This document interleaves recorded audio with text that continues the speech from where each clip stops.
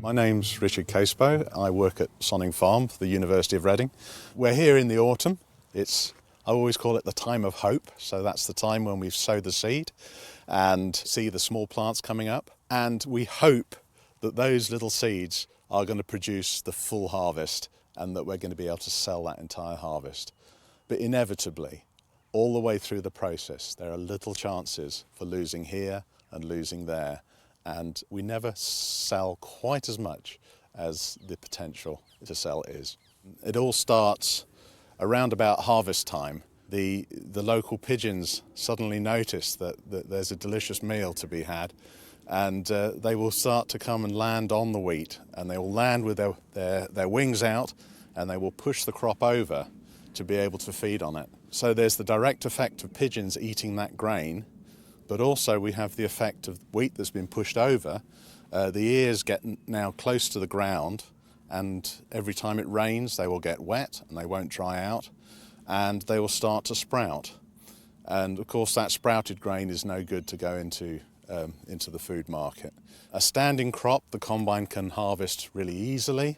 The grain threshes out easily, but when the crop is laid down on the ground by the pigeons, the combine has to lift it up.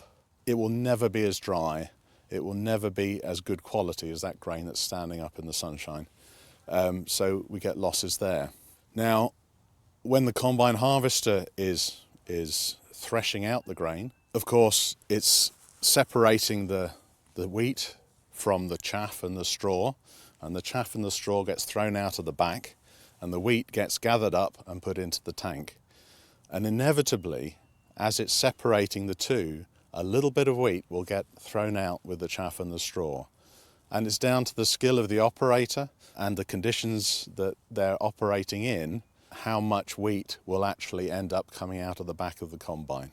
If you have extended rainfall in August, which we seem to have quite often, then especially in wheat, that wheat can start to begin its germination process, and it means that we're not able to perhaps make the bread making quality that we wanted to make, and we lose that kind of bonus payment. Other less tangible losses are things like having to be in a hurry when you're combining because the weather windows are too small. Your setup isn't going to be as good. There's more of a chance of spillage. Hurrying is never good in terms of keeping your crop safe.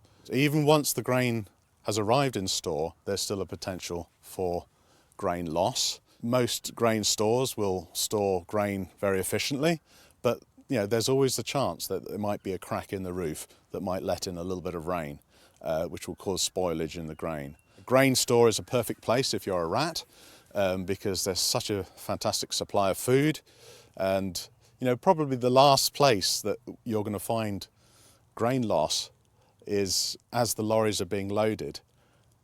After the lorry is gone, you can always see a bit of grain in the yard. So we've gone from an ear that has got 100% of our grain in, but a little bit gets nibbled away in each stage of the process of shifting the grain from the ear to the lorry that takes it off the farm.